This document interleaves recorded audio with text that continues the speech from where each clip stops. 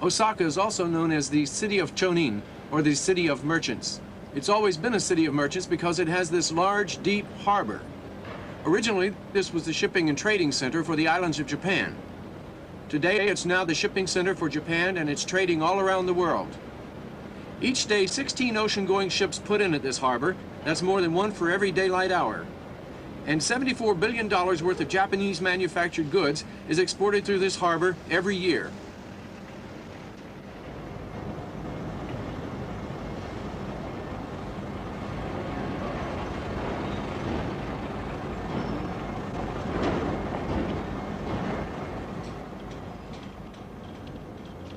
This is the container terminal at Osaka Harbor.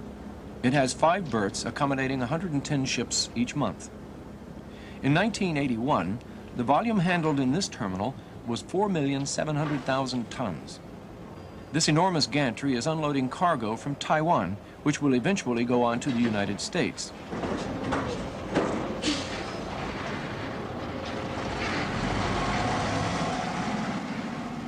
Trucks take the containers to the holding yard, where they unload them and return for more. We are now at the Omni Terminal. It is multi-purpose, handling cargo containers and single items as well. In the harbor, there are wharfs for food, chemicals, fruit, grain, plants, iron, and coal. The harbor is a place of cultural exchange because the goods which arrive and depart bring ideas with them. For instance, in 1980, Japan exported 624,000 guitars and 82,000 pianos, but more than 60% of their recorded music on LP was by non-Japanese musicians. The United States is Japan's biggest trading partner through this harbor, 3,480,101 tons in 1981. Australia was right behind with 3,381,000 tons. France and China are next. Osaka has 4 sister ports in San Francisco, Melbourne, Le Havre, and Shanghai. Japan's largest imports are minerals, petroleum, and especially iron ore from Australia. With the iron ore, Japan makes its biggest export items: ships, steel, automobiles, trucks, bikes, and cycles. Japan is the world's largest shipbuilder. Without iron ore and petroleum, Japan's economy could not survive.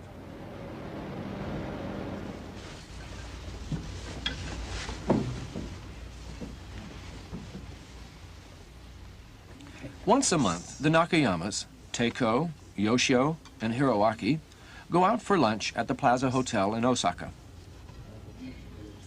Mrs. Nakayama wears one of her best silk kimonos.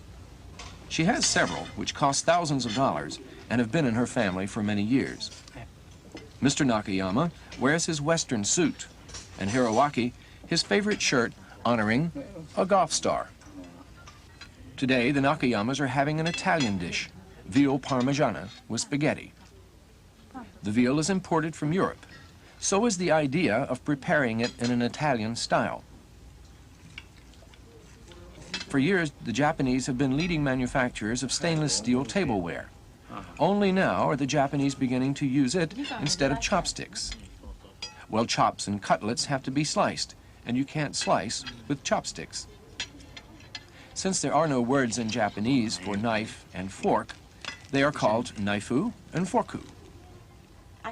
About 10% of the urban Japanese language today is comprised of English words. Ice cream is isakurimu. Coffee is kohi. Hotcakes are hotakekis. When Mr. Nakayama plays golf, he talks about his woods, his irons, and his putter. The Japanese language, like the Japanese people, is very adaptable. Today, the Nakayamas are having an Italian dish in a French restaurant in a Western hotel in the Japanese city of Osaka. In Osaka, you can get a French hairstyle in a salon, which is just above Macadonaro. You might prefer pizza, which is also very popular in Japan. The Japanese love variety, and fast food chains have caught on at lunchtime. Right now, fast noodles compete with hamburgers and pizza for the lunch trade. Fried chicken and submarines are also popular. Since World War II, Japanese culture has changed radically. Competing in world trade has brought Western food, clothing, language, and a new lifestyle to many Japanese. The young Japanese speak of the 3 C's, car, color TV, and air conditioning, as the status symbols of the middle class. Half a world away in the Ivory Coast of West Africa, the world of the Baoulé has taken on a French accent. But it isn't rare to see a Toyota van or an Isuzu truck at the market in Mbayakro. The trucks bring in goods from all over the world. Bicycles and motorcycles from France are popular. This man in his Muslim robe shows the influence of a religion brought down from northern Africa. At the market, people of various religious beliefs mingle freely and unself-consciously. Those who want to dress in the Western style can buy t-shirts, blouses, sweaters, shirts, and sandals.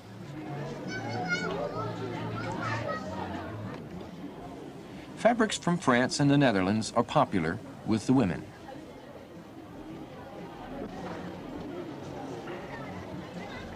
Often the beautiful fabrics are worn as simple wraparounds, but in the market there is a dressmaker who can turn out high fashions.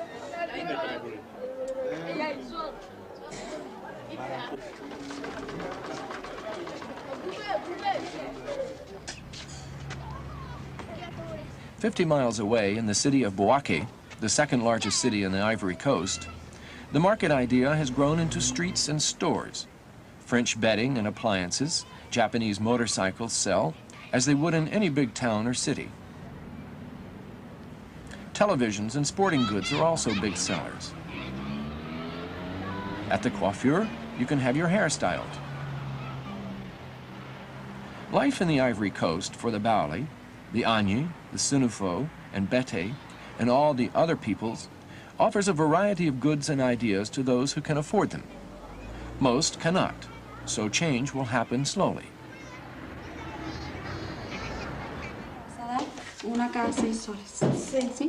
The Mexican government has brought doctors and clinics to the Tarahumara. Despite the fact that the Tarahumara are physically fit, life expectancy among the Tarahumara is only 45 years due to malnutrition and diseases from contaminated water. This doctor not only treats her patients, but works at educating her patients as well. In the case of this young mother whose infant has gastroenteritis, an intestinal infection, the doctor prescribes medicine and tells the young mother what to do to make the medicine most effective. She also gives the mother advice on cleanliness and disease prevention. The Tarahumara adults are still reluctant to visit the clinic themselves, but when it comes to their children, they feel differently. Children are most precious to the Tarahumara family, and keeping the children healthy most important.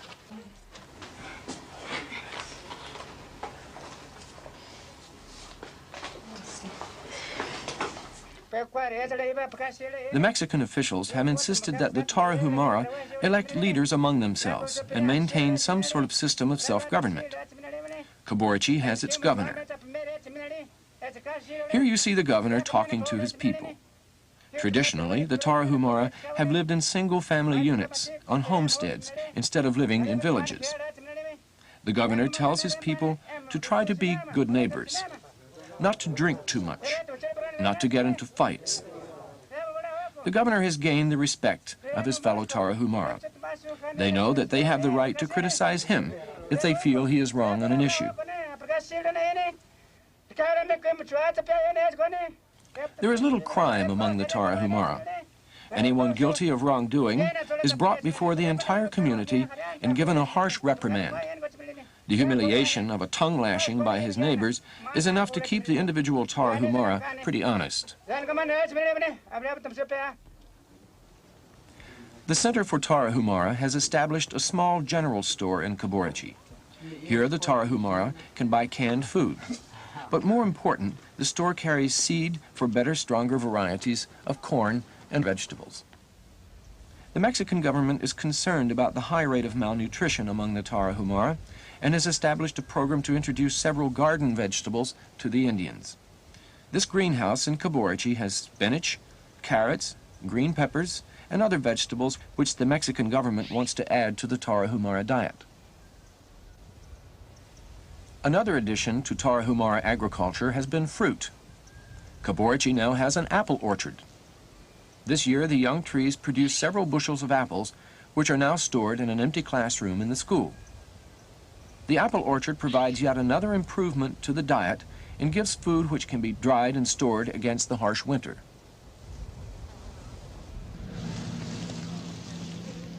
Two hours from Caborchi is the Center for Tarahumara in Huachochi. The center provides many goods and services for the Tarahumara and is operated by the Mexican government. Official trucks take specialists from this center out to the Tarahumara villages and homesteads. Most of the specialists are concerned with agriculture, and teaching new methods is their major concern. The center is currently installing a new high-powered radio station, which will broadcast in Tarahumara. For the first time, the government hopes to educate by radio in the language which the Tarahumara will all understand.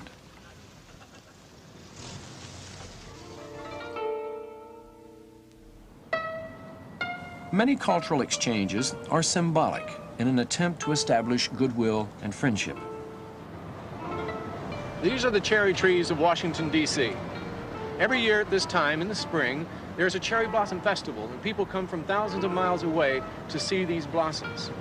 These trees have a very interesting history which links the United States with Japan. In 1912, the governor of Tokyo gave these trees to the United States as a gift to promote friendship.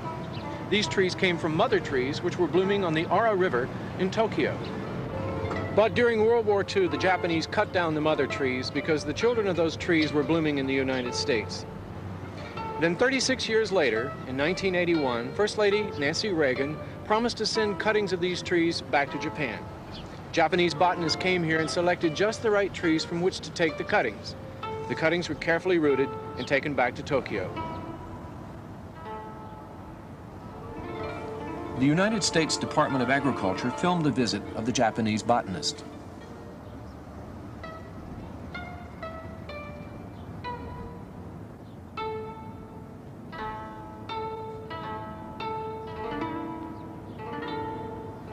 Finally, the trees, which are the grandchildren of the mother trees which were cut down, are blooming once again in Tokyo, and a gift of friendship has been fully restored.